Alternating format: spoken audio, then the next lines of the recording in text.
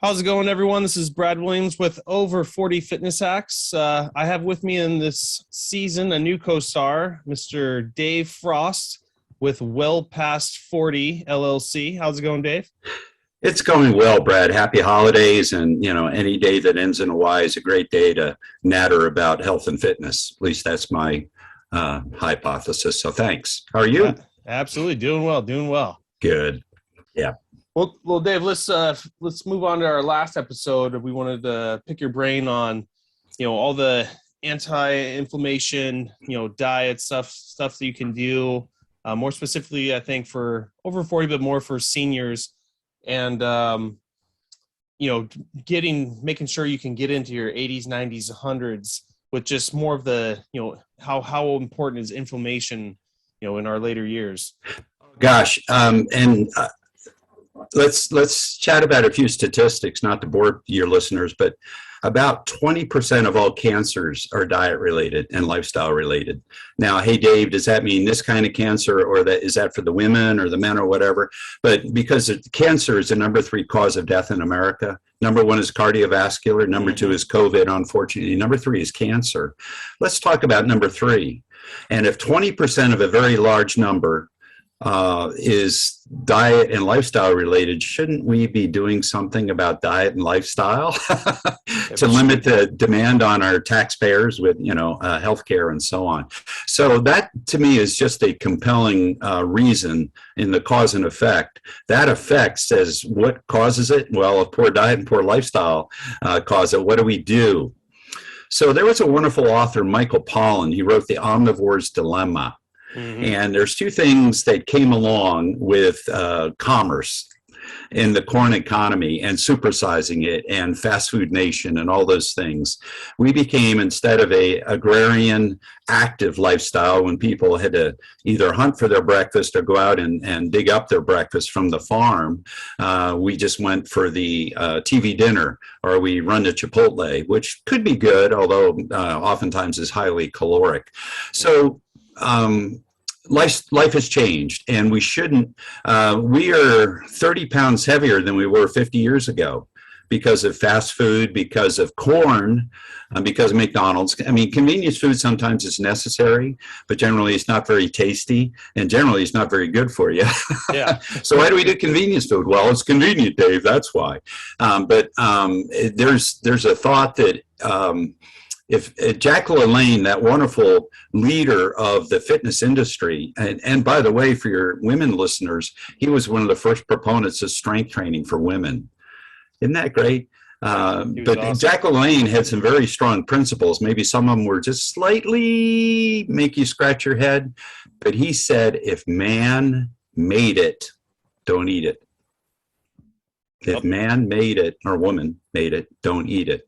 Meaning, if it wasn't from the ground, farm to table, natural, organic, all that stuff. Non-processed. Processed food with the hidden fats, the zombie fats, and the high carbs and salt are evil things. So that's his context. Also his context for those 7 regions of the world where there's a very high percentage of people that live to 100.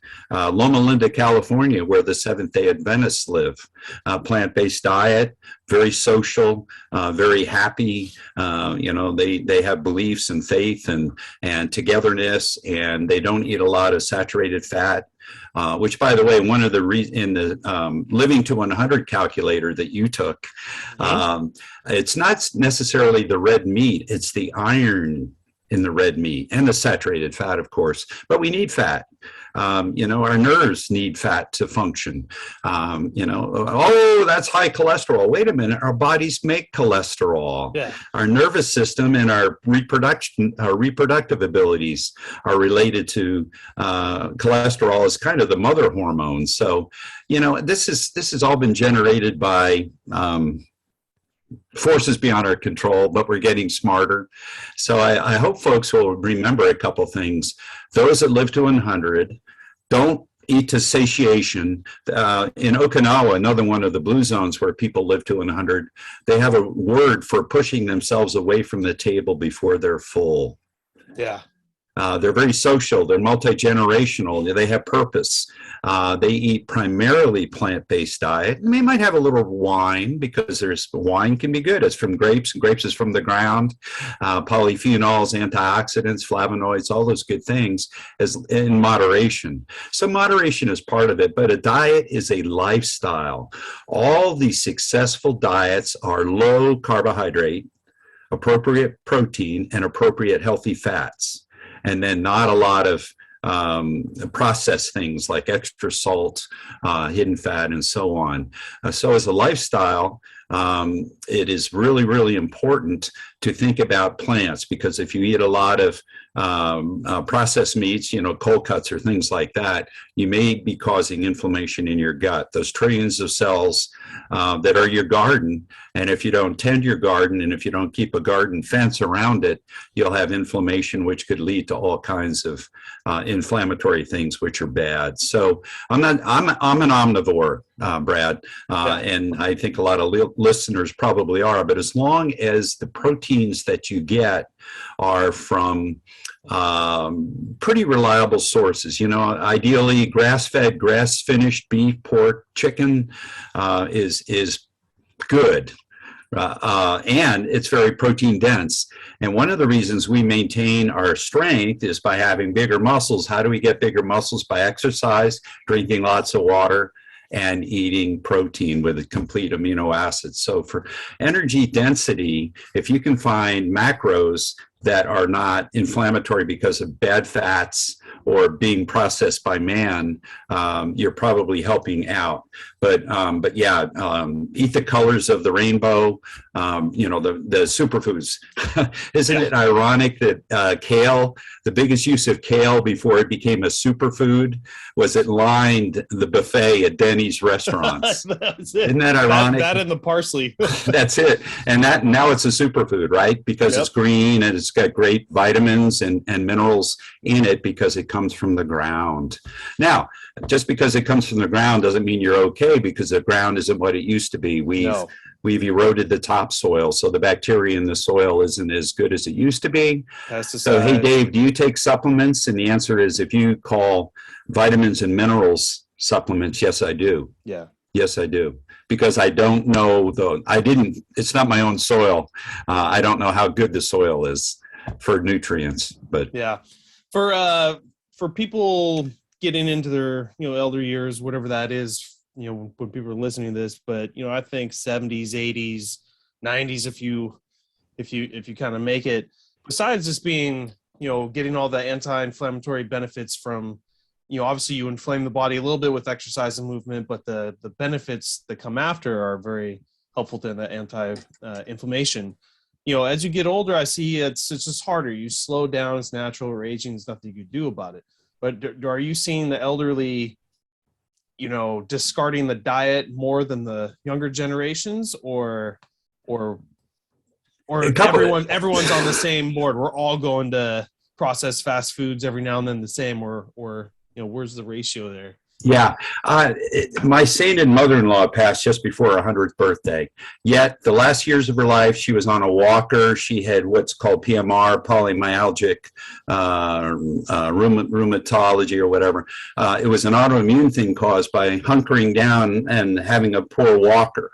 Well, why did she have to walk? Well, she had synthetic hips. She had her hips replaced. Well, why'd she have her hips replaced? Well, she didn't move enough. Yeah. I think the most she ever walked at one time was maybe 3 or 4 miles. I mean, she had longevity genes, God bless her, and her mind was good, but her body let her down. Why did her body let her down? Queen Elizabeth said last year, when you stop, you drop. So what I see, when you don't move, your heart rate drops. When your heart rate drops, the nutrients aren't getting out to your body. The number one thing I believe for older people is the loss of muscle. We talked about broken joints earlier, the hip, the knee, the wrist, from a fall. If you fall with big muscles, you're going to shield the joints, number one. And number two, you may not fall because you've got enough ability to trip but not fall.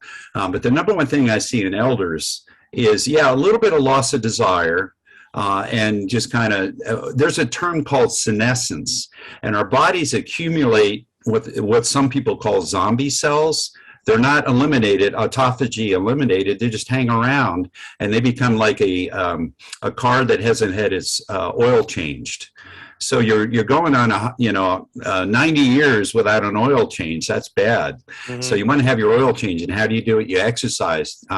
You keep your lymph system going. You laugh a lot. Motion is important, but resistance training into your 80s is so important. People can build their functional strength into their 80s. They have to work at it, but by pushing, pulling, lifting, carrying heavy stuff, you do like our forebears did. You didn't move, you didn't eat, you died, right? So the thing I see is protein deficient. I call it protein deficiency. I see people fading because they become senescent. They lose a little bit of their joie de vivre, and yet part of the reason they lose part of their joie de vivre is they're not vital because they don't have muscle. Well, how do you get muscle? You work out and you eat. And it's simple yet hard. Believe me, I'm not 90, but I do know we're not there. So we call us when we're at that point. But that's right. What I see is the same thing: is you're eating less because of that. You're losing some muscle because of that. You stop moving so much. And then, at the end, I just, there's only at some point you kind of know where you're headed. And from what I see, at least from grandparents and some of my older clients, is just, and their mindset now is kind of life's too short. I want to have some fun. So now we're drinking a little bit more. Now we're eating candies and stuff like that versus, the typical, healthy diet. But And another part of it, the type of activity you do doesn't have to be daunting or prison camp. Hey, messing around with grandkids is pretty fun. At least at my age, it's aspirational to think I'll be messing around with great grandkids in 20 years, but I hope so.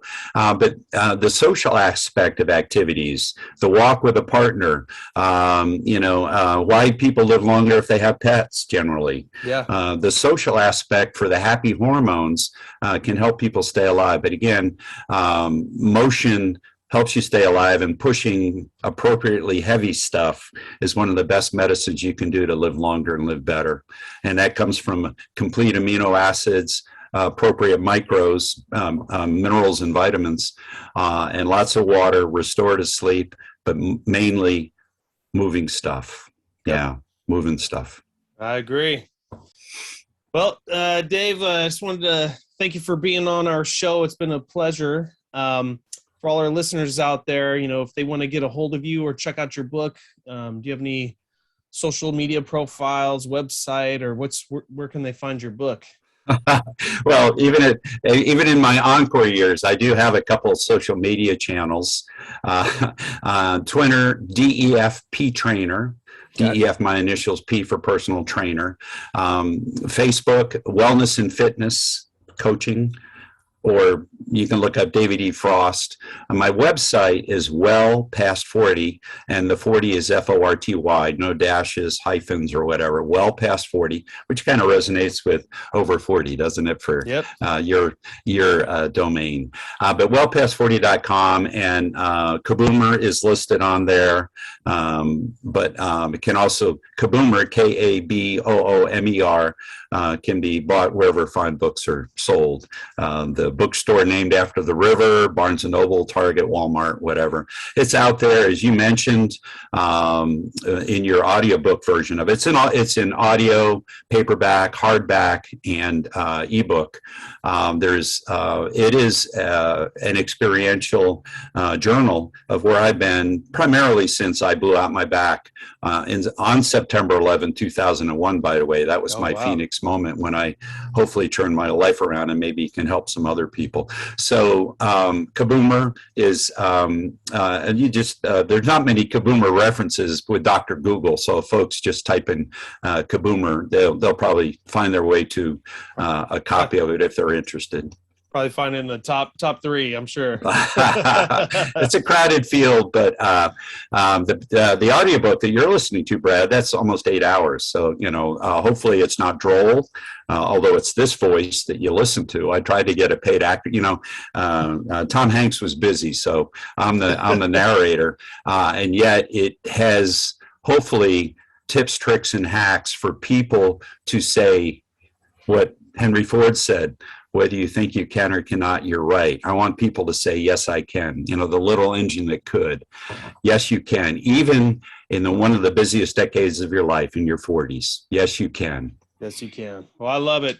Well, thank you, Dave, for jumping on the show with us, and I'm sure we'll pull you on in the future again. So, hey, hopefully sometime in 2022, and I hope all your listeners get through the period when New Year's resolutions tend to fail, which is by Valentine's Day. So please pick specific, measurable, and achievable goals to be successful in your living habits, not crash and burn like 80% of all people who establish New Year's resolutions do. But I just wanted to share, resistance training is so important, as you know, but a lot of people don't realize these factors of senescence, sarcopenia, avoiding falls. I'm writing a sequel called Strong to Save. I believe in resistance training so much that I'll get you a copy when it gets finished. Yeah. Well, awesome. Well, thank you, Dave, once again, and our listeners. As always, I'll put all the links in the description of the podcast, and then we'll check you guys out next time. Brad, thank you so much. Happy holidays, and to your listeners, thank you for listening. And again, yes, you can. You're an athlete. Yes, you can. Awesome.